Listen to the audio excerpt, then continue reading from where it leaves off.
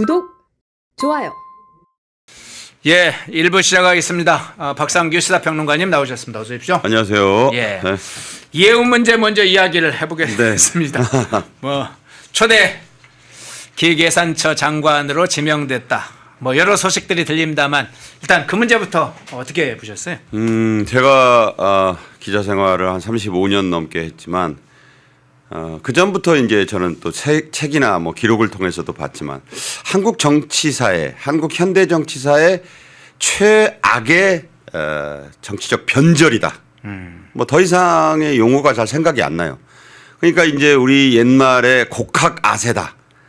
잘못된 학문으로 세상에 영합하고 아부한다 이런 말이거든요. 네. 이거는 굉장히 오래된 말이에요.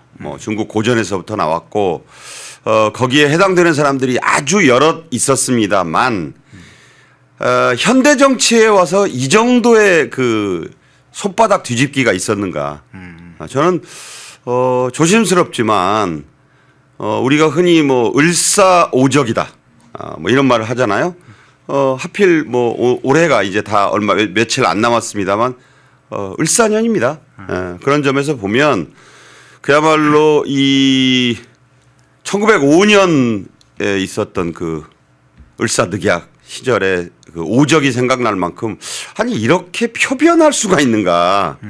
그러니까 어제까지만 해도 그러니까 어제라는 표현은 이게 이제 장관 후보자로 내정이 되려면 네. 제안을 받아야 돼요. 그렇죠. 그럼 수락을 하면은 검증을 해야 돼요. 네. 그럼 한 달 이상 합니다. 자, 그렇다면 이게 어제 발표가 났다면 한 달 이상 전부터 수락과 검증 절차가 있었다는 얘기인데 네.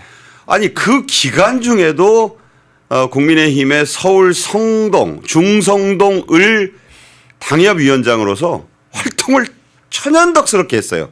심지어 오늘 오세훈 서울시장에게 축하 메시지까지 부탁해서 그러니까 이해우는 이렇게 국민의힘 당협위원장 행세를 했고 또 저도 이제 이 지역 근처에 이 펜앤마이크 스튜디오에서 얼마 안 떨어진 곳이 중성동 을입니다. 네. 다니시다 보면 을지로 이런데 이해운 얼굴이 버젓이 그 빨간 그 국민의힘 로고와 함께 예산을 내가 따왔니 국민의힘 당협위원장으로 무슨 내년 6.3 지방선거를 앞두고 선출직 공직자 후보 그러니까 구의원 그쪽을 대표하는 서울시 의원 이런 후보 심사에까지 관여를 했어요. 이게 무슨 얘기냐? 만약에 내가 동의를 해가지고 장관 이재명 정권의 장관 그 검증 절차를 했는데 이게 안 되면 또 언제 그랬냐는 듯이 천연덕스럽게 국민의힘 당협위원장으로 이렇게 하려고 했다는 이 정도의 변절이 있었는가? 이 정도의 그 표리부동이 있었는가? 이런 점에서 보면 무슨 또 여기 스튜디오 들어오기 전에 보니까 이재명 정부의 정치 철학 경제관이 나하고 똑같았다. 아니 어떻게 이런 말을 이렇게 입에 담을 수가 있는가. 그래서 지금 장동혁 대표는 물론이고 사진에도 나옵니다만 전 대표인 한동훈이라든가 지금 계파와 출신을 가리지 않고 저거 보세요. 민주당의 내란 선동에 대한민국이 무너지고 있다. 국민의힘 이해운. 저거 지금 나가면 아마 있을 거예요. 이 근처에. 예, 아직 철수 안 한 게 있을 수 있겠네요. 아니 굳이 떼냈겠어요? 그렇다고 본다면 정말 이해운 씨의 이 행동은 참 이해하기가 너무나 힘들다. 그러니까 얼마나 이 국민의힘의 이 최고위원들이나 지도부가 정말 분노했으면 긴급 서면 제명을 한다? 아니 최소한 그 삼선 의원씩이나 하고 서울의 주요 지역의 당협위원장을 제명을 한데 그냥 서류상으로 하는 것도 처음 봤어요. 예. 그만큼 그리고 이재명하고 직접 그 무슨 TV 토론에 나와 앉아가지고 아니 정말 경제를 모르시네 우리 지사님. 진짜 경제 그런 거 아니에요. 지역 화폐 정책이 어떻고 이런 거를 조목조목 비판하던 입이다. 저 입이. 그리고 아까 말씀드린 대로 내란 세력에 대한 비판, 그래서 윤석열 전 대통령 탄핵 반대 집회에 1월부터 3월까지 굉장히 여러 차례 나가가지고 이재명이 오히려 내란 세력이라고 하던 그 입이에요.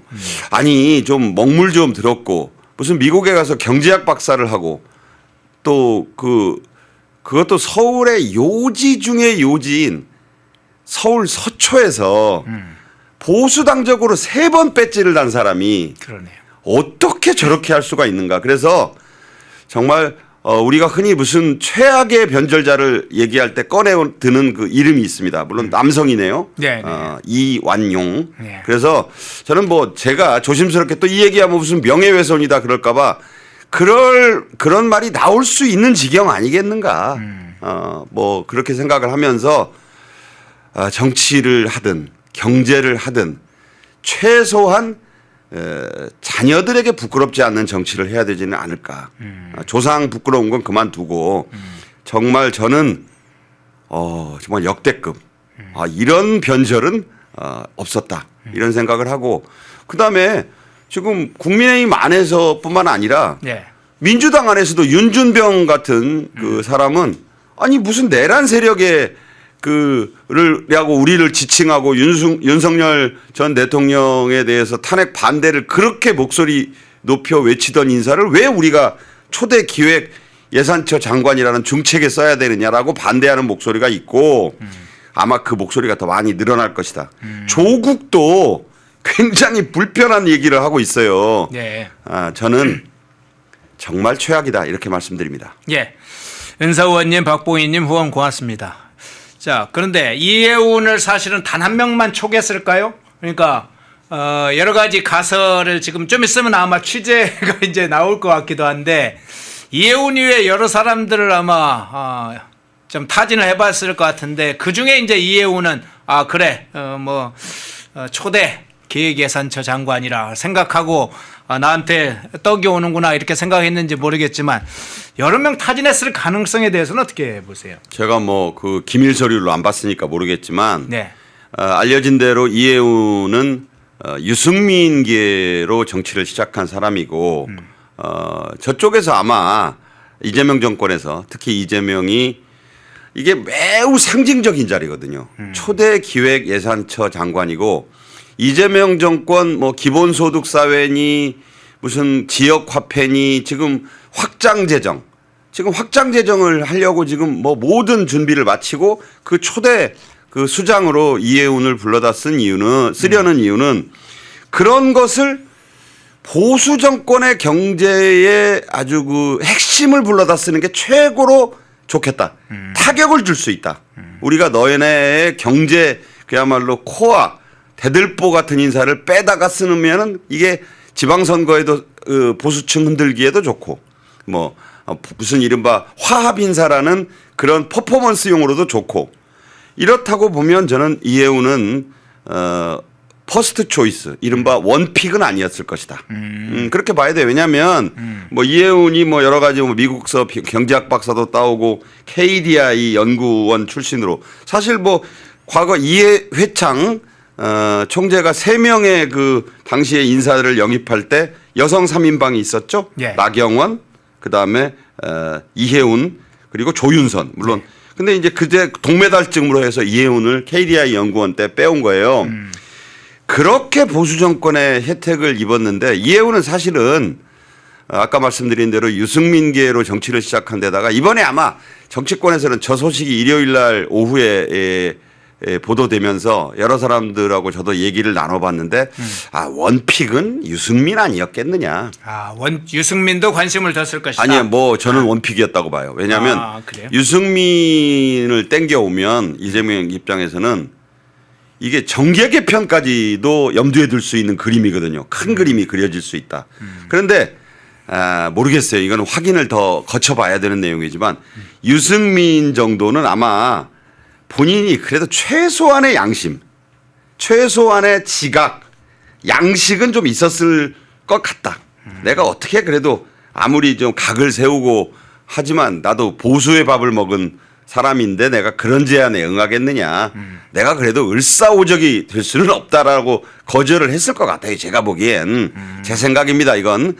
그러다 보니까 다른 사람들을 찾았겠죠. 우리 허앵커가 질문하신 대로 뭐 여러 사람이 놓고 저런 거 할 때 벌써 시작은 2달 전에 됐다고 봐야죠. 네, 그렇겠죠. 여기에 아마 뭐 김땡지라는 사람도 분명히 검증을 했을 거예요. 예. 그래서 이런저런 것들을 볼 때 이 세컨 픽, 서드 픽 정도의 이해운이 아마 거론이 됐을 수 있는데 뭐 아쉬운 대로 이 정도만 해도 우리가 여러 가지로 좀 써먹을 수 있는 일요일 오후에 하나의 그 깜짝 발표가 될 수 있다라고 생각을 했음직해요. 그래서 이해운인데 이해운은 정말 아이고 감사합니다. 뭐 이런 제안을 저에게 이런 두레박을 내려주시다니라고 넙죽 받은 것 같아요. 왜냐하면 지금 그 이후에 계속 하는 얘기가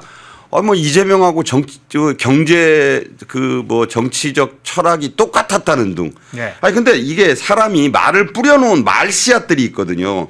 이것들을 지금 여러 사람들이 검증해보고 하는 소리가 야 어떻게 저렇게 그 뻔뻔하게 네. 팩트를 뒤집을까? 그러니까 사람들은 요새 옛날 같으면 기억력이라든가 이런 거에 의존하지만 요새 AI가 도와줘가지고요. 이해운과 이재명의 경제 철학이 어떻게 다른지 설명해줘. 그러면 A4 용지로 한 20장 나올 겁니다. 그런데 지금 계속 나오는 얘기는 마치 나는 이재명이라는 사람과 너무나 모든 면에서 생각이 똑같았다. 무슨 이런 식으로 나오고 있고 이게 지금 다시 한번 말씀드리지만 정말 곡학아세란 말은 바로 이런 사람 때문에 생겨난 말이로구나. 이런 생각을 새삼 해보게 됩니다. 자, 이재명 입장에서 한번 제가 좀 여쭤볼게요. 지난번에 이제 초대 농림수산식품부 장관, 초대가 아니죠. 뭐 이재명 정권의 농림수산식품부 장관 송미령을 윤석열 정부 때의 장관을 그대로 유임했지 그렇죠. 않습니까? 네. 그리고 권오을 국가보훈처 장관도 부죠 이제 국가보훈부가 됐죠. 예, 부가 됐죠. 그래서 이제 장관을 새로 하고 또 이번에는 이해운입니다. 이게 아마 좀 쏠쏠하게 재미가 있다고 느끼는 건가요? 정권 입장에서는. 그렇겠죠. 그러니까 네. 이게 공교롭게도 지금 환율을 이틀 내리 확 네. 끌어내렸잖아요. 네. 그래서 이제 급한 불을 끄고 난 국면이고 지금 사실은 가장 취약한 데가 경제예요. 지금 경제. 이재명 정권으로서는 이게 지금 뭐 이것저것 발표 안 한 게 많아요. 지금 제가 보기에는 미국과의 관세를 타결 지어서 이게 25%에서 15%로 내려간다고 했는데 저는 아무리 뒤져봐도 이게 지금 내렸다는 소리가 없어요. 저도 좀 많이 찾아보거든요. 그러면 내렸다고 하는 게 11월 1일로 소급을 했다는데 벌써 12월 말이에요. 근데 왜 이거 아무 얘기가 없느냐. 저는 그런 점에서 보면 미국과도 뭐가 지금 엇박자가 나고 있는데 이걸 지금 말을 안 하고 있을 뿐이에요. 더군다나 그러니까 대통령 정책실장 김용범은 오늘도 보니까 이제 전남 무안 출신인데 전남 지사로 나가려고 벌써 몸은 반 이상 대통령실을 빠져나왔더라고요. 이미 마음이 콩밭에 가 있다. 이렇게 볼 수 있고 구윤철이 이제 경제부총리인데 이제 아마 이해운이 초대 기획예산처 장관이 된다면 지금은 이제 내정 후보자가 되겠죠. 그러면 구윤철은 이제 기재부 장관 겸이 아니라 기재부가 아니라 재경부로 또 이름이 또 바뀌어요. 그게 쪼개진다는 거 아니에요? 네네. 그런 점에서 보면 과연 구윤철과 이해운은 제가 볼 때 철학이 전혀 다른데 이게 또 어떻게 조율이 될 건가? 그러면 누가 키를 줄 건가? 이해운은 장부를 이제 짜서 그러니까 제가 도저히 이해가 안 되는 게 호텔 경제학이라든가 확장 재정이라든가 뭐 소위 말하는 지역 화폐 기본소득은 이해운의 정치 철학과는 도저히 그러니까 경제 철학과는 맞지가 않아요. 예. 그 자기가 누워서 생각해봐도 아이고 장관은 너무 고마웠고 감사하고 이게 웬 떡이야 하겠지만 아니 그 입으로 이제 어떻게 도대체 이재명 정권 이재명류의 예산을 짜겠다고 할 건지 네. 제가 볼 때 이 답이 안 나오는 사람이야 이 사람은. 그런데 그 엇박자가 날 것이고 그럼 이해운이 이제 이런 걸 해야 되는데 그럼 무슨 생각으로 이걸 해야지? 그러면 어제까지의 나는 싸그리 잊어주세요? 저는 새로 태어난 이해운입니다. 요새 무슨 여기다가 점 찍고 나와가지고 옛날에 어떤 탤런트가 완전히 표변을 했고 요새 무슨 성형의 천국 아닙니까 우리나라가? 뭐 그래서 저게 누구야 하는 탤런트들이 이름은 그 사람인데 얼굴은 전혀 그 사람이 아닌 사람들. 저는 뭐 그런 비유를 들자면 이해운인데 어제의 이해운이 아닌 전혀 모르게 생소한 이해운을 우리는 보게 되는 것이다. 이런 점에서 보면 과연 이게 경제가 그 살림살이를 책임을 진다? 그러면 이해운이 그런 모든 말을 뒤집고 그때 분명히 한 말이 남아 있어요. 우리 지사님, 그때 여기서 말하는 지사님은 이재명이거든요. 네. MBC 뭐 토론에 나와서 몇 년 전에 진짜 경제를 모르시네. 그랬어요, 저 사람이. 근데 그 경제를 모르시네 하는 분을 이제 모시고 우리 대통령님 경제를 너무너무 훌륭하게 제가 충분히 여기에 충실한 마름이 되어서 장부를 잘 살림살이를 꾸려보겠습니다. 곡간 열쇠를 저에게 주셔서 감사합니다. 지금 이래야 되는 거잖아요. 네. 아니 아무리 자리가 좋다지만 저는 좀 낯이 간지러울 것 같아요. 정말 그런 말씀을. 저도 이해운 씨를 좀 아는데 네. 정말 이 자리에 있다면 그렇게 되묻고 싶어요. 송원석 국민의힘 대표가 아주 간단하게 정리를 했죠. 예. 이수일과 심순애, 예. 김중배의 다이아몬드가 그렇게 좋더냐. 네, 예. 그렇습니다. 한 가지만 더 여쭤볼게요. 자, 이제 어쨌든 지명이 됐으니까 청문회 절차로 넘어갈 거 아닙니까? 근데 국민의힘은 이미 이제 제명 절차까지도 거쳤기 이미 때문에 제명했죠. 예. 네. 상당히 각을 아주 강하게 세울 것 같아요. 이제 민주당이 어떤 사실은 각도에서 접근할지가 내부가 상당히 좀 복잡한 상황도 같이 겸해질 것 같은데 청문회 절차나 사실상 임명 과정 그 상황은 어떻게 예측이 가능할까요? 주진우 의원이 벌써 이제 칼을 서걱서걱 갈고 있다. 네. 그리고 한 가지 특이한 점은 이 인사를 놓고는 한동훈계도 지금 예외가 없는 것 같아요. 이미 한동훈 전 대표도 아주 칼날을 바짝 세웠어요. 그러니까 오히려 이게 이제 한간에는 이재명이 니네 당에서 삼선 의원씩이나 지냈으니까 뭐 얼굴에 받쳐서라도 쉽게 청문회는 좀 통과되지 않겠냐라고 생각했을지 모르는데 전혀 안 그러는 방향으로 흘러가고 있다. 야당은 아마 매우 독하게 뭐 김민석이나 원래 민주당 출신 그 강요에게 들이댔던 잣대보다 훨씬 강한 잣대를 들이댈 게 분명하다. 그리고 조국당이 벌써 좀 삐딱하게 나오고 있어요. 그러니까 뭐냐면 아니 어떻게 이렇게 우리하고 상의 한마디 없이 그리고 아까 얘기한 내란에 대한 입장, 계엄에 대한 입장, 소위 탄핵에 대한 입장에서 180도 달랐던 인물을 저렇게 빼다가 쓰느냐. 여기에 대해서 비판적이잖아요. 그렇다고 한다면 국민의힘과 뿐 아니라 저 당 안에서도 저 소위 말해서 여권 우호 세력 안에서도 비판적 목소리가 생겼다. 아까 윤준병 전라북도 뭐 고창 부안 그쪽 아닙니까? 그 의원도 그 배지도 벌써 반대 목소리를 냈거든요.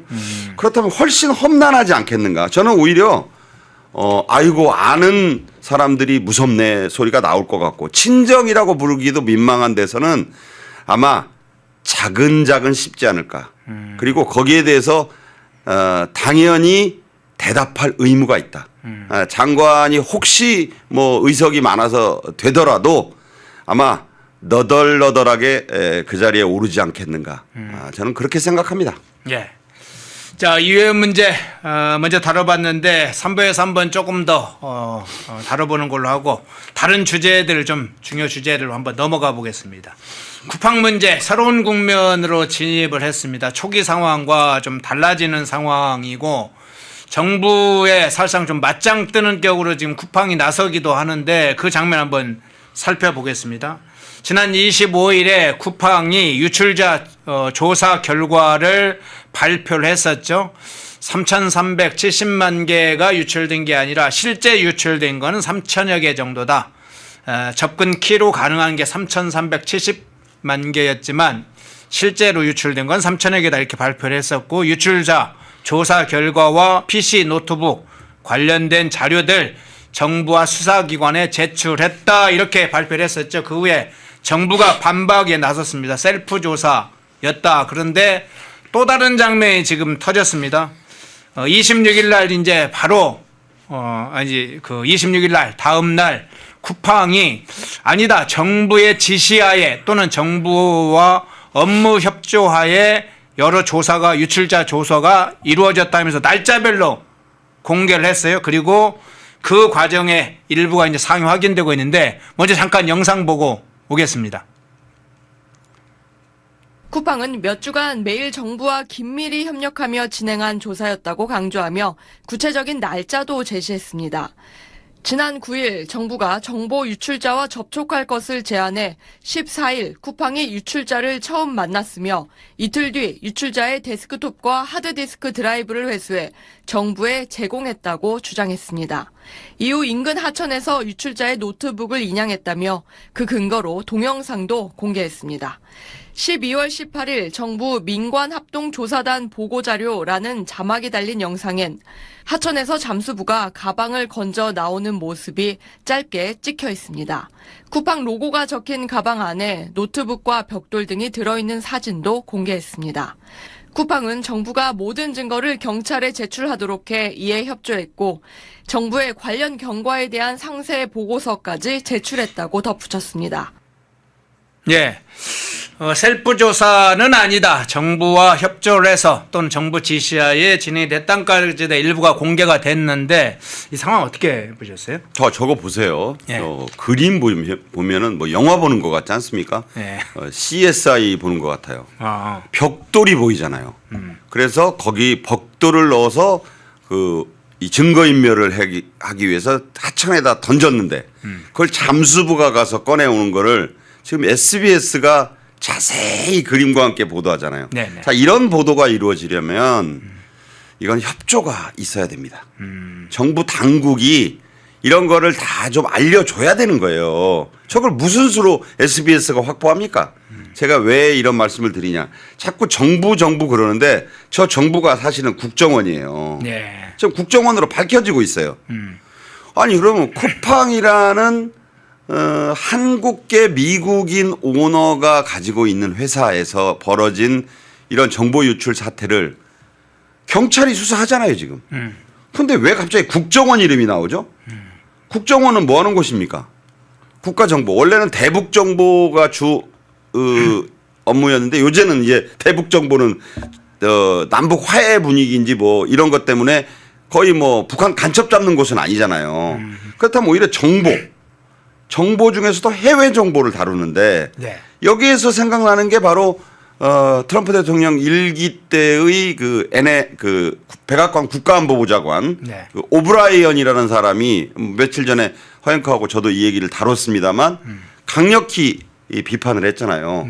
미국 빅테크 기업에 대한, 미국 기술 기업에 대한 일종의 탄압을 트럼프는 결코 달갑게 생각하지 않을 것이다라고 얘기했습니다.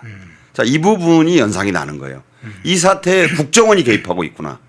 그래서 국정원이 경찰에다가 이 자료를 다 줘라 라고 했다고 쿠팡 측이 주장하잖아요. 네, 네. 그러니까 쿠팡이 이거를 이틀 전인가 단독으로 이 주말에 연말 앞두고 크리스마스 직후에 발표를 하니까 정부에서 난리가 났잖아요. 아니 니네가 왜 니네 입으로 자체 조사, 셀프 조사 결과를 발표해. 우리가 발표를 해도 해야지. 라면서 발끈하니까 쿠팡이 아니 무슨 소리예요. 그 우리가 알아서 우리가 뭐 모면하려고만 한 게 아니잖아요. 우리가 정부 협조 다 했고 이미 뭐 내라는 자료 다 내고 다 했는데, 그래서 이제 사실 여기에는 김범석이라는 그 오너가 지금 안 나올 수 없는 상황까지 가고 있잖아요. 그러니까 이제 국회에 너무 안 나오고 뭐 영어만 쓰는 그 외국인 그 대표 내세워 가지고 여야 국회의원들 이준석 빼고는 전부 그 영어바보를 만들어 버렸잖아요. 뭐 이게 화를 못 내잖아요. 외국인에게 그 통역을 통해 가지고 얘기하면 사실 뭐 별로 알아듣는 사람도 없었을 거예요. 그러니까 벌써 그 어떻게 보면 작전에 당한 거야. 뭐 한국인이어야 호통을 치지. 뭐 코리안이라고는 거의 모르는 사람을 내세우고 이게 일종의 김범석의 전략에 어떻게 보면 로비 전략에 말렸다라고도 볼 수 있는데, 근데 김범석 입장에서도 이걸 뭔가 아주 외면할 수가 없잖아요. 네. 이재명 정권 공정위가 영업정지까지 시키겠다고 하니까 주가도 확 떨어졌었고, 그러니까 미국의 로비뿐만 아니라 국내에서도 대응을 해야 되겠기에 어제 뭐 나름 이 사태 발생 후 처음으로 꽤 진정성이 들어가 있는 사과도 했잖아요. 그 사과에 앞서서 쿠팡 측이 저런 주장을 한 겁니다. 우리가 자료를 다 정부의 지시랄까? 정부의 어떤 협조 지시로 경찰에다 냈다. 그러고 나서 우리는 발표를 한 거다. 그러니까 발표 내용이 축소를 한 느낌이 들어요. 왜냐하면 김범석이 이제 사과를 하면서 나온 얘기가 국회에 나오긴 할 것 같다. 그럼 국회에 나오기 전에 뭔가 돈으로, 말로 사과했으니까 돈으로 사과를 해야 될 거 아니에요. 그게 뭐냐면 이제 파격적인 나름의 이 보상 방안을 발표를 할 것이다. 그러면 돈이 아니 뭐 0단위 하나가 왔다 갔다 할 거 아닙니까? 제가 볼 때 몇천억대를 물어내느냐 그거를 좀 줄이느냐, 돈이 몇천억이 왔다 갔다 한다고 봐요 저는. 그러면 당연히 비즈니스맨인 김범석 입장에서는 좀 줄여서 발표할 필요가 있잖아요. 그럼 줄여서 선수를 친 거예요 지금. 발표 선수를 쳤다. 이렇게 보니까 이재명 정권에서는 당황하는 거죠.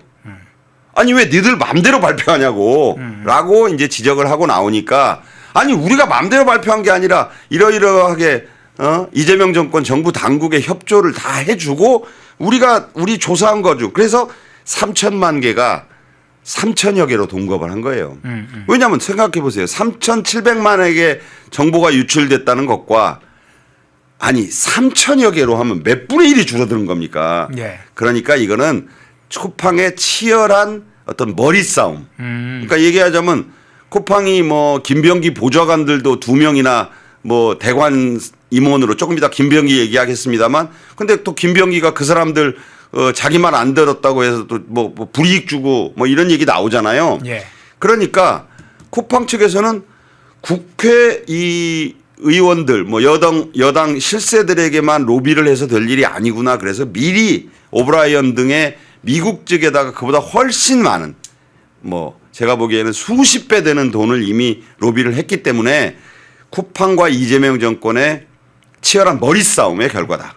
거기서 이제 쿠팡이 먼저 노련하게 치고 나가니까 지금 이재명 정권이, 여당 더불어민주당이 허를 찔린 듯한 모습을 보이는 게 이 사태의 지금 본질 아니겠는가. 현재를 잘라놓고 보자면 지금 그런 것이다. 저는 그렇게 봅니다. 예. 자, 마침 쿠팡 입장문, 방금 그거 다시 한번 띄워주시겠어요? 쿠팡 입장문을 띄워주셨는데, 쿠팡의 입장은 이렇습니다. 쿠팡 조사는 자체 조사가 아니었다. 정부 지시에 따라 몇 주간에 걸쳐서 매일 무슨 정부와 긴밀히 협력하며 진행한 조사였다. 이렇게 밝혔어요.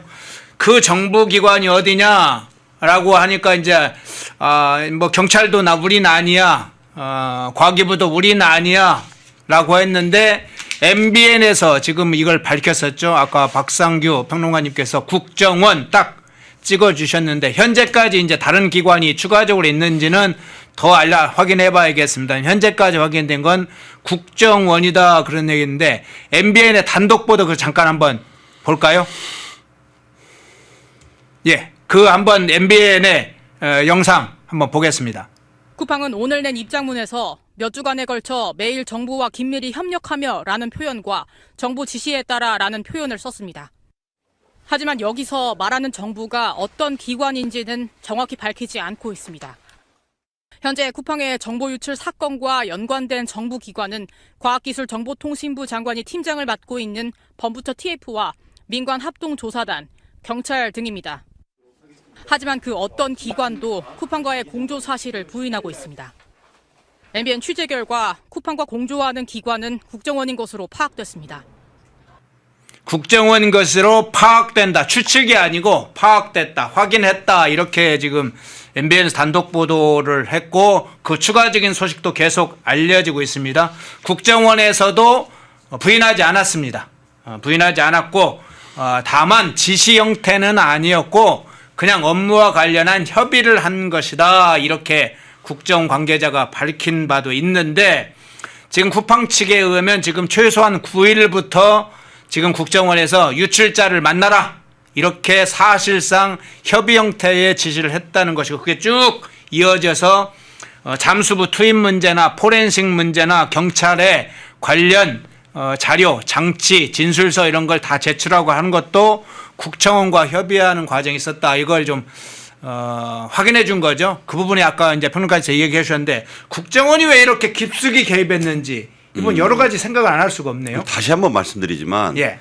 쿠팡을 자꾸 무슨 한국 기업으로 생각하시는데 분명히 말씀드리는데 미국 나스닥 상장 기업입니다. 예. 오너가요. 뭐 그 동생이 뭐 수백억 원 받으면서 일을 해서 지금 사실상 가족 기업이라는 얘기까지 드러났는데 이 정도로 그 수사망을 펼치려면 이 폴리스 가지고 안 돼요. 그리고 실제로 폴리스가 아니라 그러잖아요. 자꾸 이 경찰에다가 뭐 특검이 못한 것도 경찰 뭐 모든 걸 경찰한테 이거 우려됐던 상황이잖아요. 경찰이 그거 할 능력이 안 돼요. 이거 방송 파출소에서도 보실 텐데 보시는 분이 있다면 아이고 우리가 어떻게 저런 걸 해야 그렇게 생각하실 거예요. 이 한도를 넘는 얘기들입니다. 잠수부가 하천에 들어가서 벽돌 있는 가방을 찾아낸다? 저게 어떻게 경찰이 알아요. 그리고 미국 기업이 관련돼 있다고요. 미국 백악관 안보보좌관이다. 여전히 트럼프에게 중요한 역할을 하는 거물급 미국의 전직 국가안보보좌관 전직 중에서도 아직 영향력이 여전한 그 오브라이언 같은 사람이 쿠팡의 로비스트로 활동한다는 것은 이 문제를 잘못 다뤘다가는요. 제가 말씀드렸잖아요. 그 끝에는 관세 협상이 달려 있다고.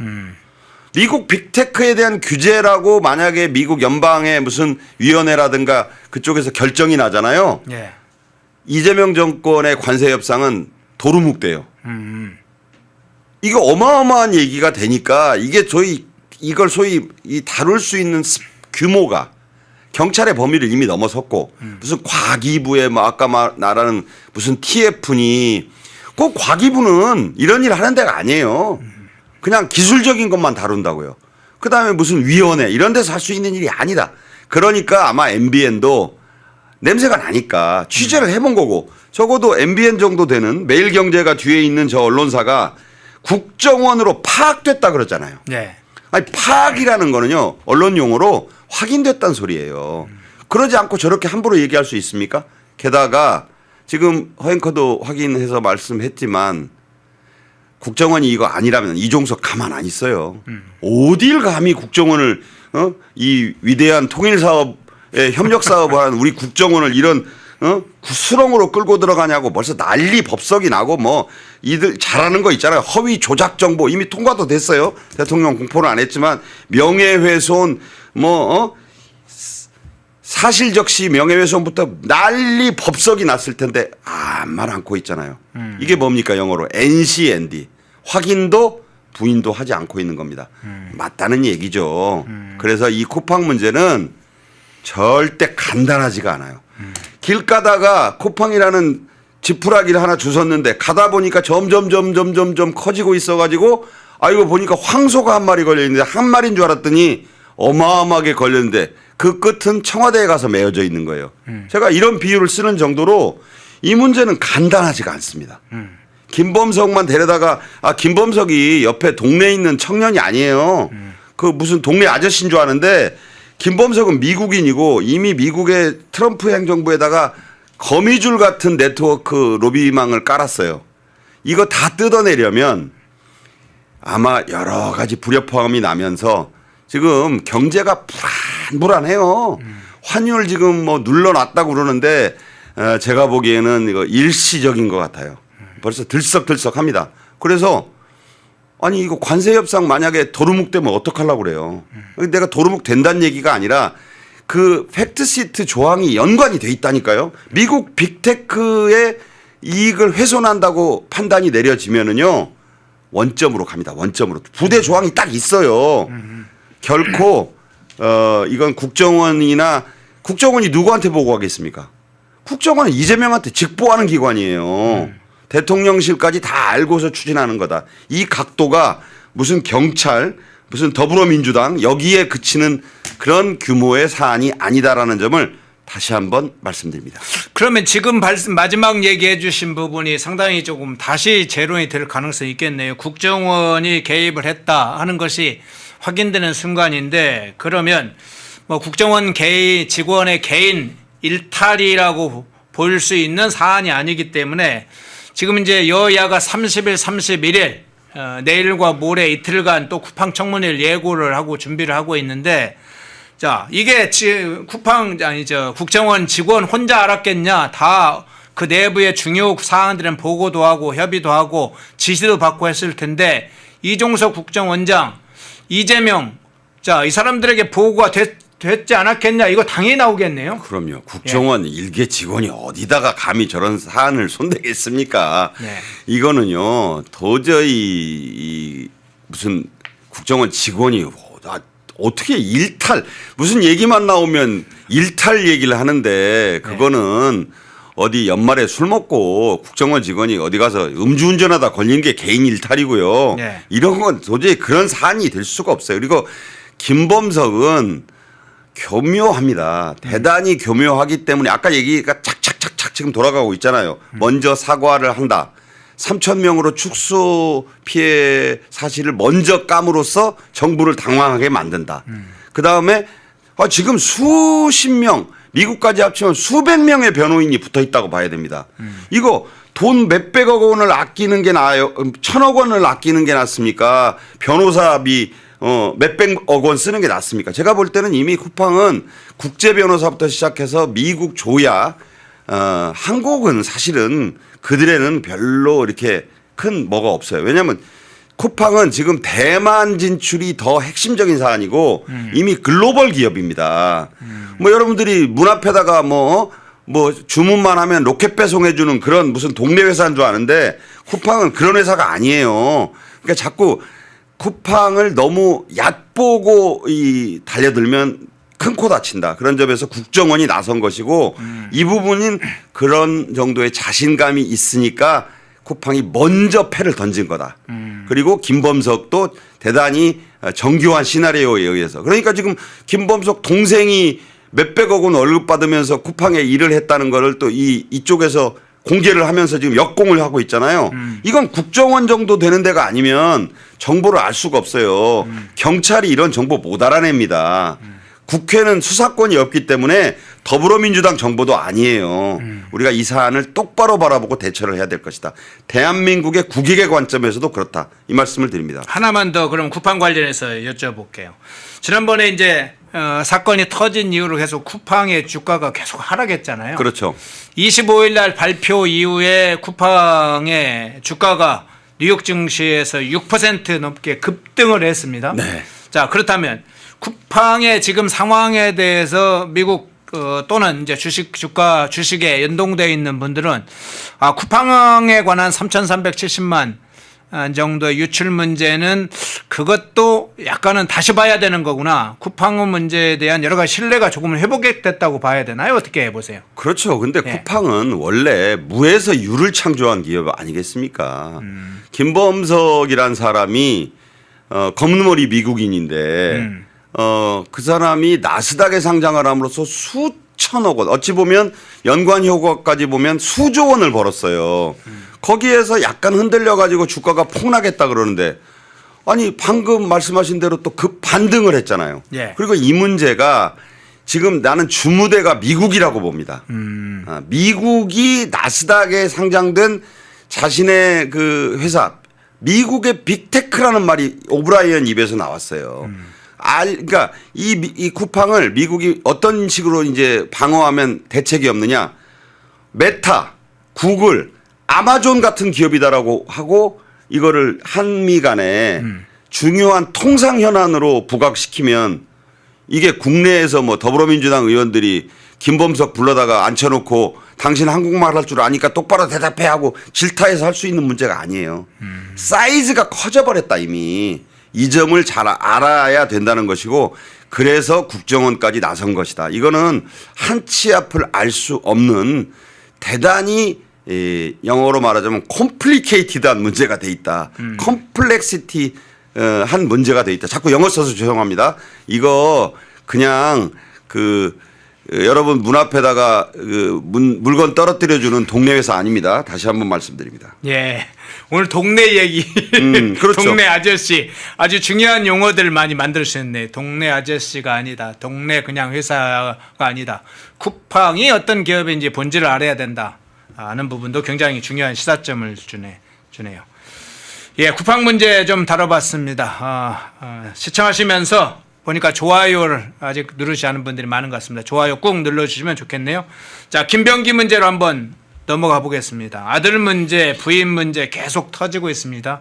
앞서 이제 아들 문제에 관련해서 예비군 훈련 연기 신청 문제도 얘기를 했고, 인도네시아 대통령 당선자가 한화생명과 하나오션에 방문하는지 이것도 정보를 확인해달라. 국정원에 있는 김병기 아들이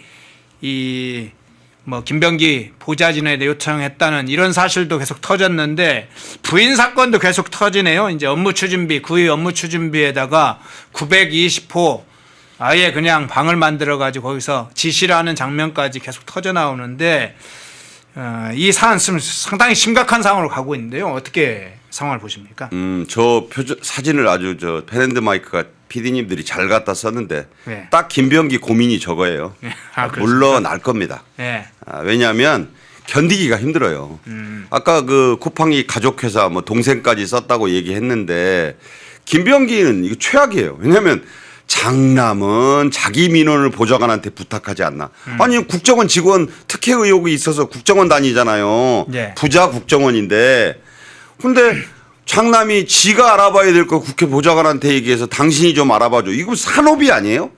왜 국회 보좌관한테 국정원 현직 직원이 그러면 김병기는 매사에 차남이 무슨 군대 예비군 훈련 받는 것도 알아봐 달라. 아니 이거는 강선우가 울고 가겠어요. 아니 어떻게 이렇게 남의 집 귀한 자식이고 정치에 희망을 갖고 온 사람들을 이렇게 부릴 수가 있습니까? 아니 진짜 이거는 너무 심하다.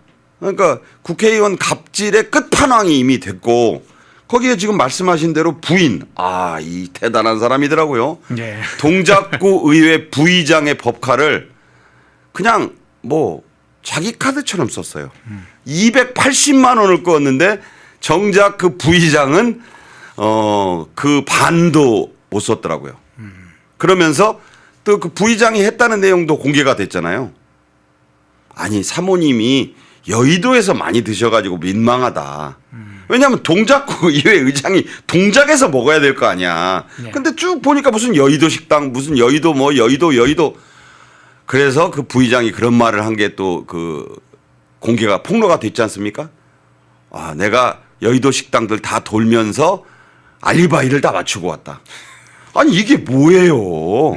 아니 이 정도 되면 그냥 이 집안은 김병기 패밀리가 국회 보좌관들을 9명까지 쓸 수 있잖아요. 예. 그 6명을 통째로 잘랐으니까 적어도 이 6명을 그냥 무슨 산호비처럼 부린 거예요. 무슨 먹다 남은 치킨 심부름까지 시켰다는 강선우도 여기에 비하면 강선우도 화나겠어요. 아니 나는 저 정도까지는 안 했는데 라고 할 정도다. 그럼 누가 누구 탓을 해야 될지 모르지만 그러면서 법카까지 의혹이 나오니까 자 여당 안에서도 박지원이 이미 신호탄을 쏘아 올렸지만 좀 그만 좀 했으면 좋겠다. 이게 원내대표 1년짜리잖아요. 그리고 지금 솔직히 제가 남의 당 특히 더불어민주당 사정 좋게 얘기할 이유는 없습니다만 정청을 해도 속이 탈 거예요. 지금 해야 될 일이 자기는 나름 산적해 있잖아요. 집권당의 2인자가 지금 도대체 제주 서귀포 호텔 로얄 스위트룸부터 시작해가지고 공항 며느리 손자 의전에 아직도 지금 전직 보좌관들이 하는 얘기는 많이 남았대요. 1일 1건이야. 뭐 소위 말하는 살라미 소세지가 이럴까? 그거 아시잖아요. 한 겹씩 벗겨가지고 꺼내는 거. 제가 볼 때는 이거 구정까지 있을 것 같아요. 만약 안 물러나면 나가야 됩니다. 벌써 오늘자 기사에는 후임 원내대표 물망까지 나왔어요. 아, 예. 자, 박정. 네. 이 사람 유명한 사람 아니에요. 박정의학원 해가지고 떼돈 번 사람. 네. 이거 친 이재명계입니다. 왜냐하면 박찬대 때 그쪽에 깊숙이 관여했죠. 그다음에 백혜련. 중도라고는 하는데 뭐 중도가 어디 있어요. 백혜련도 사실상은 친청계로 봐야 돼요. 제가 볼 때. 그다음에 한병도 원광대학교 무슨 총학생회장 출신으로 아주 로컬에서 성장해가지고 지금 뭐 삼선 벌써 됐더라고요. 네. 대표적인 친청. 벌써 후임자 물망이 올랐다고 하는 거는 빨리 앞에 있는 X차 나가란 소리입니다. 근데 이제 김병기가 버티면 버틸수록 이제 그만큼 이제 더불어민주당의 내홍이 더 이제 노출되는 결과예요. 근데 김병기 하는 거 보면 쉽게 안 나갈 겁니다. 뭐 30일 날 입장 발표한다니까 내일 발표하는데 모르겠어요. 이쪽에서 보기에는 참 이 정도로 하기도 쉽지 않다. 제가 이번 사태를 겪으면서 언론을 보니까 김세연이라는 전 의원이 있습니다. 예, 네. 보수 진영의 삼선 의원이었죠. 네. 부산 말씀하시는 거죠? 그렇죠. 네. 뭐 부잣집 아들이에요. 네. 의정 활동도 비교적 잘했고 12년을 삼선이니까 4.3 12년간 국회 보좌진을 단 한 명도 안 바꾼 사람이에요. 그러세요? 네. 자, 뭐 갑자기 김세연이 또 호환이 돼가지고 의문의 1승을 했어요. 그 다음에 그 민주당 쪽에서는 원혜영이라는 전 의원 있지 않습니까? 이 사람은 보좌관 약속 장소까지 차를 몰아다 준 사람이라는 그런 미담이 또 나왔어요. 자, 이게 무슨 대단한 게 아니라 이런 사람들도 있는데 그런 사람들이 왼쪽 끝이라면 오른쪽 끝이라면 이 김병기는 왼쪽 끝에서도 국회의원 300명 중에서도 거의 1등이에요. 1등. 갑질 끝판왕이다 이런 말씀을 드리고 아무리 이번에 보니까 보좌관들이 파리 목숨이라지만 어떻게 6명을 한꺼번에 통으로 자르고 그 사람들한테도 아무 일이 없기를 바랐을까? 참 대단한 그 배짱이다. 부자 국정원. 아들 참 대단합니다. 그 둘째 아들 자기 예비군 훈련까지 어찌 보면 형인데 그것도 해명이 재밌더라고요. 그 차남이 부탁했은 거지 나는 부탁을 안 했다. 아니 왜 이런 식이에요? 그 지나가는 동네 청년이 부탁했으면 그 보좌관이 움직였겠어요? 차남이 자기 아버지를 내세워서 위세를 부린 건데 이걸 호가 호이라 그럽니다. 여우가 호랑이의 위세를 빌려서 휘두른다. 아유 참. 근데 이 장면도 한번 좀 살펴보겠습니다. 이제 김병기의 거취 문제가 사실 미치는 파장은 김병기 개인으로 지금 끝나는 상황이 아니라 더 주목되지 않습니까? 그렇죠. 자, 정청래가 마침 지난주 금요일에 기자회견을 열었어요. 김병기 이 원내대표 관련된 사실상 문제를 심각하게 보고 있다. 김병기 원내대표가 전화를 나한테 했고 국민과 당원들께 송구하다는 취지로 그리고 제게도 송구하다는 취지로 말씀하셨다 이렇게 입을 열었어요. 네, 두 가지 부분 한번 여쭤볼게요. 강선우 과거의 여가부 장관 후보자, 최민희 의원의 딸 결혼식 논란, 장경태 의원의 성비 사건 이런 거 터졌을 때 정청래가 빵긋도 안 했습니다. 엊그저께 그 기자회견할 때 장경태 관련된 질문을 했을 때도 마찬가지로 질문에 답하지 않겠다라고 했는데 김병기 문제는 이야기를 했습니다. 자, 그 문제를 해서 왜 김병기를 얘기했을까? 저 많은 중요한 사건이 터질 때는 침묵했는데 그것과 함께 금요일에 왜 기자회견을 했을까 하는 이야기도 좀 나오면서 주말에 대통령실이 뭔가 결단하도록 만든 거 아니냐 이런 분석도 있는데 어떻게 보세요? 네, 우선 예. 정청래가 그 장경태 사태를 두고 기자 질문을 받은 상황을 조금 구체적으로 설명드릴 필요가 있습니다. 예. TV조선 기자가 물었어요. 네. 장경태 사건에는 도대체 조사를 시작해서 경찰이 수사한 지가 언젠데 아직 아무런 이 얘기가 없습니까? 라고 물었어요. 측근 중에 측근이고 오른팔이잖아요. 서울시당 위원장의 무슨 1인 1표제의 실무 책임을 맡았었고 그러니까 정청래가 뭐라고 답했습니까? 특정 회사 TV조선 기자의 질문을 나는 응답해 본 적이 없다. 조선자 들어가는 회사를 신문이건 방송이건 대답해 본 적이 없다. 저는요. 어느 나라 정치인이 저렇게 대답하는지 트럼프가 미국 대통령이 특정 회사 자기한테 비판적인 CNN이라든가 이런 데서 진보 계열 매체가 물어보면 굉장히 막 그 기자를 면박 주는 일은 있었어요. 지금도 가끔 그래요. 그런데 그런 거와 그래도 답은 합니다. 그리고 그런 기자들이 나중에 문제 제기해가지고 그때 왜 저 사람 저 기자 그 백악관 출입증 뺏어라 이래 갔는데 그 기자들이 전폭적으로 들고 일어나가지고 그 돌려주고 그런 사건도 있잖아요. 그게 미국이고 그게 언론이고 그게 표현의 자유인 겁니다. 그런데 TV조선 기자가 할 말을 한 거잖아요. 안 궁금하세요? 아니 왜 장경태 얘기가 한 달이 되도록 아무 얘기가 없냐고요. 유야무야도 이런 유분수지. 그래서 물어봤는데 그 얘기는 나는 당신이 TV조선 기자라고 난 답한 적이 없어요. 하고 퉁쳐버렸어요. 자, 그 얘기를 먼저 드리고 최민희 딸 결혼식 갑질 강선우 또 소환됐네요. 강선우는 김병기 때도 소환되고 자, 강선우는 정청래가 오누이처럼 생겼잖아요. 지켜드리겠다. 뭐 친정 오빠예요. 최민희 화방위원장으로서 정청래의 모든 방송 관련된 일을 도맡아서 해주는 얼마나 든든한 존재. 뭐 장경태는 말할 것도 없고. 그런데 왜 김병기는 시키지도 않았는데 잘잘잘 얘기했겠느냐. 김병기하고 갈등이 몇 번 있었잖아요. 네. 김병기가 그랬잖아요.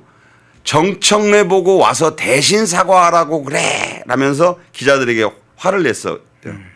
물론 그때 이제 김병기에 대해서 정청래가 자기가 잘못한 게 있으니까. 왜냐하면 자기가 하라 그래 놓고 발을 뺐잖아요. 네. 여야 협상 결과에 대해서. 그렇지만 속으로 생각했을 거 아니에요. 아니 그래도 내가 대표인데 지가 나한테 뭐 대표님이라고도 안 하고 정청래가 와서 대신 사과하라 그래. 이거 앙금 정도가 아니었을 거예요. 그걸 꽁 하고 접어뒀다가 이번 사태를 두고 금요일 날 지금 좋은 말씀 하셨어요. 던졌어요. 자세히 설명도 하고.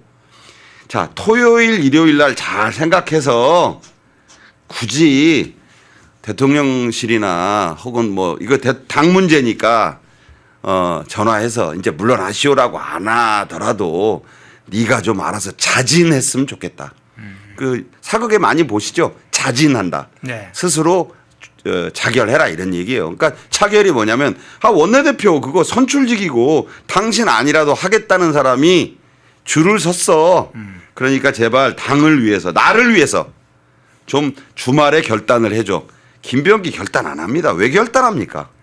결단 안 하니까 지금 속이 타서 오늘 아침에 드디어 이제 언론에다가 드디어 흘린 거예요. 더불어민주당이 네. 박정 뭐 백혜련 저 한병도 야 이미 다음 원내대표 후보자 명단을 아니 자기들이 언론에다 써달라 그랬겠어요? 이거 더불어민주당 출입기자들 보고 흘린 거예요. 그 이미 다음 경선 준비를 하고 있다는 것까지 던지면 퇴로를 막은 거잖아요. 이제 가실 문은 저 문밖에 없다. 어떤 문? 원내대표 퇴장문. 그런데 김병기가 내일까지 원하는 답을 줄지 김병기의 평소 성정을 미뤄보면 별로 그럴 가능성이 없어 보이긴 합니다. 예. 자, 거취 표명 내일 나올지 30일 입장을 밝히겠다 하는 것은 본인이 밝혔으니까 한번 거기에 결정이 되겠네요. 자, 마지막으로 짧게 그럼 환율 문제 한번 좀 잠깐 살펴볼게요. 이 정권 차원의 정부 당국 차원의 유엔 당국이 공개적으로 개입한 게 있고 비공개적으로 알리지 않고 그 후에 들려오는 여러 이야기들이 있는데 시장에 직접 개입을 했습니다. 금융시장에 직접 개입을 하면서 원달러 환율이 이제 제가 어제 확인해 보니까 1,445원 이때로 낮아졌더군요. 지금 이제 환율하면 지금 조금 가격이 변동이 있을 것 같긴 한데 그 사이에 이제 국민연금의 전략적 환해지를 비롯해서 정부의 겁박들이 여러 가지가 있었죠. 뭐 대기업 증권사가 있었고 대기업들이 그래서 달러를 내놨다 시장에 풀었다 이런 얘기도 있고 일부 경제 전문가들이 언론에 지금 분석 기사에 쓴 거 보면 정부가 사실은 위안부를 일부 푼 것이다 그렇게 봐야 된다 이런 분석까지도 있는데 그 하는 이제 불과 한 이제 2, 3일, 3, 4일 사이에 지금 상황 어떻게 보세요? 찍어 누른 거죠. 찍어 누른 거예요. 용수철을 발로 지금 구두발로 꽉 밟아 놓은 겁니다. 예. 근데 용수철을 군화발로 밟을 군화는 아니겠네요. 소위 말해서 이제 구두로 꾹 밟았는데 자, 용수철이라는 건요. 발만 떼면 튀어 올라요. 근데 훨씬 누르기 전보다 더 높고 급격하게 튀어 오를 겁니다. 예. 저는 그렇다고 봐요, 지금. 그러니까 여러 번 말씀드리지만 이 한국은행 무슨 국제국장하고 기재부 쪽에서 또 국제 무슨 금융국장인가 두 사람이 구두 개입을 한 뒤에 이렇게 됐거든요. 네. 이게 하루에 그칠 줄 알았는데 이틀 연속 뚝 떨어져 가지고 거의 40원대로 40원을 누른 거예요. 자, 그래서 일단 연말에 그 평균치는 낮추는 데는 성공을 했다고 저는 생각을 합니다. 네. 다만 오래 갈 것 같지는 않아요. 그리고 이게 지금 여러 가지로 이게 말로만 저렇게 내려갈 수는 없다는 게 전문가들의 상식적인 그 지적입니다. 왜냐하면 말씀드린 대로 그 대기업들이 600억 달러 전후로 가지고 있던 그 달러 예금을 좀 풀었다. 그게 아니고선 설명이 잘 안 되는 거예요. 네. 그다음에 국민연금이 기금을 통해서 가지고 있던 그 해외 자산, 증시라든가 이런 거 물량을 많이 좀 팔아서 국내 시장에 좀 풀었다. 이런 게 지금 그 이유로. 왜냐하면 수요 공급의 논리에 의해서 움직이는 서울 외환시장이 말로 한다고 이렇게 내려갈 수가 있나요? 아니잖아요. 이거는 분명히. 그래서 거기까지는 누르는데 성공을 했는데 오늘 아침 조간에 나온 아주 특이한 기사를 제가 하나 말씀드립니다. 뭐냐면 그 서학개미들 보고 지금 미국 주식 팔아가지고 내년 1분기 3월까지 국내 시장으로 돌아오면 그 5천만 원까지 한도 내에서 그 양도소득세 22% 내는 거 다 면제해 주겠다고 했잖아요. 네. 뭐 80% 50% 기간까지 차등해서. 근데 지금 어떤 논의가 이어지고 있냐. 그런데 생각해 보면 조건이 달려 있어요. 내년 1년간 한국 주식에 투자해서 담아둬야 된다. 그건 불만이 있어요. 그 주식 투자하는 사람들 사이에서 한국 주식이 어떻게 될지 모르고 안 알고 그 미국 주식 잘 나가는 걸 팔아서 세금을 5천만 원 기준으로 잘하면 한 500만 원에서 600만 원 많게는 뭐 그 정도고 아니면 3, 400만 원 아낄 수 있다고 보는데 네. 그 3, 400만 원 아끼려고 한국 주식에다 1년간 담아놨다가 한 반토막 나가지고 2천만 원 잃으면 그 가능성이 충분하거든요. 그러면 뭐 까짓 세금 아끼는 게 뭔 소용? 이런 얘기가 나오니까 드디어 또 잔머리를 굴리기 시작한 것 같아요. 그 기사는 뭐라고 되어 있느냐. 그냥 미국 주식을 그냥 팔아서 그럼 달러가 원화로 바뀌는 거잖아요. 그러면 달러를 팔았으니까 그 돈은 한국 서울 외환시장으로 들어올 거 아닙니까? 네. 그렇게 그냥 현금으로 놔두기만 해도 그러니까 일단 이게 급한 게 뭐냐. 처음에 이재명 정권은 그 일석이조 하려고 그랬어요. 달러도 풀고 미국 주식 팔아서 서학개미들 어떻게 보면 권유를 해서 시천만을 꼬셔가지고 그 다음에는 한국 증시도 띄우고 그 돌팔매 하나에 두 마리 토끼를 잡으려고 했는데 그 안에서는 아유 이거 여론이 안 좋아요. 한국 주식까지 띄우려고 거기다 담아놓으라면 안 들어오는 것 같아. 그러니까 미국 주식만 팔아서 한국 서울 외환시장에다 풀어만 놔도 세금 혜택을 줍시다. 이런 쪽으로. 그러니까 이 정책이 지금 너를 띄고 있어요. 그러니까 제가 볼 때는 좀 기다리시면 아마 그렇게 될 것 같아요. 그러니까 미국 주식 하는 분들 입장에서는 자 이걸 팔아서 현금으로만 바꿔도 혜택을 준다면 꽤 올 것 같아요. 근데 제가 여기서 예상컨대 그렇게 할 겁니다. 지금 급한 게 환율이에요. 네. 환율도 잡고 한국 증시도 띄우고는 안 됩니다. 그런 점에서 보면 그 용수철이 구두 언제까지 밟고 있을 수 없잖아요. 기업들 네네. 보고 계속 그 달러 한국에다 풀으라고 할 수도 없을 거고 국민연금 보고도 이제 요청하는데 한계가 와요. 그렇다면 그 구두발이 치워지면서 그 환율이 과연 어디까지 튀어오를지 아까 분명히 말씀드리지만 단기 처방은 단기 처방일 뿐입니다. 근본적으로 한국 기업들의 이 펀더멘털을 강화하고 그러려면 노란봉투법, 더센상법 지금 노조들이 날뛰는 이런 그 환경을 근본적으로 바꾸지 않으면 환율이고 경제고 안 돌아서요. 그러니까 이거를 모르고 우선 왜냐하면 환율을 안 누르면 물가가 지금 날개 돋친 듯이 올라가 가지고 더불어민주당 입장에서는 내년 지방선거 못 치릅니다. 고민이 좀 될 거예요. 그래서 아마 이해운을 불러다가 그 살림살이를 맡길 모양인데 이해운이 잘할지도 저는 정말 별로 그렇게 별로 안 좋게 생각하기 때문에 하여간 우리 보수 시청자 여러분들께서는 뉴스는요 끝까지 보셔야 돼요. 그 행간에 있는 것을 잘 읽으셔야 돈을 잃지 않는다. 그리고 이재명 정권 군데군데 지금 허점이 참 많이 보인다. 앞으로 저희 방송 많이 보시면 그런 허점들 골라서 제가 잘 지적해 드리겠습니다. 예. 마지막 그 연말 마지막 방송도 아니신데 마지막 수요일 날 또 뵈야 되는데 예, 환율 문제에 대해서 핵심적으로 행간을 잘 읽으시라 이런 부분도 잘 지적을 했고 팬엔 많이 시청해 주시라 하는 아주 응원 말씀도 주셨습니다. 일부 박상규 시사평론가님이었습니다. 고맙습니다. 감사합니다. 펜앤마이크에서 추천하는 영상도 보고 가세요. 다른 영상도 즐기시려면 구독 버튼을 꼭 눌러주세요.